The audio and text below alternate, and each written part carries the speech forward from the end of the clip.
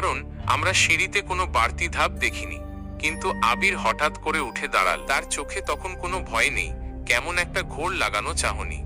সে আমার দিকে তাকাল না, যেন আমাকে দেখতেই পাচ্ছে না। সে ধীরে ধীরে ঘরের দরজাটা খুলল। আমি তাকে আটকাতে পারলাম না।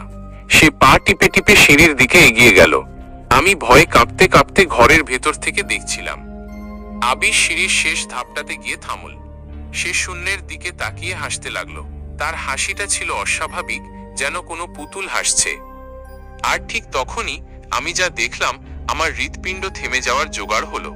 আবিরের সামনে শূন্যে একটা সিঁড়ির ধাপ ধীরে ধীরে স্পষ্ট হচ্ছে। একটা কালো কাঠের ধাপ।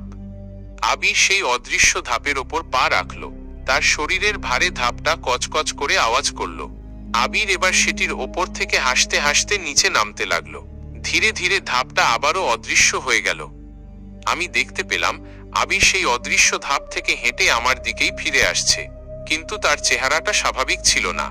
তার চোখ দুটো কালো গর্তের মতো হয়ে গেছে, আর মুখ থেকে পচা মাংসের গন্ধ বেরোচ্ছে। তার গায়ে তখন একটা ময়লা পুরনো জামা কাপড়। এটা আবিরের জামা কাপড় নয়। সে আমার সামনে এসে হাসতে হাসতে ফিসফিস করে বলল, চল এবার তোর পালা। আমি ভয়ে জ্ঞান হারালাম। যখন জ্ঞান ফিরল, তখন নিজেকে একটা হাসপাতালে আবিষ্কার করলাম। পুলিশ এসে আমাকে জিজ্ঞেস করলো, আবির কোথায়?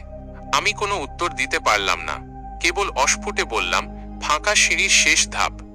পুলিশ আবিরকে খুঁজে পায়নি, কিন্তু সেই রাতে একটা পুরনো ডায়েরি উদ্ধার করা হয়েছিল।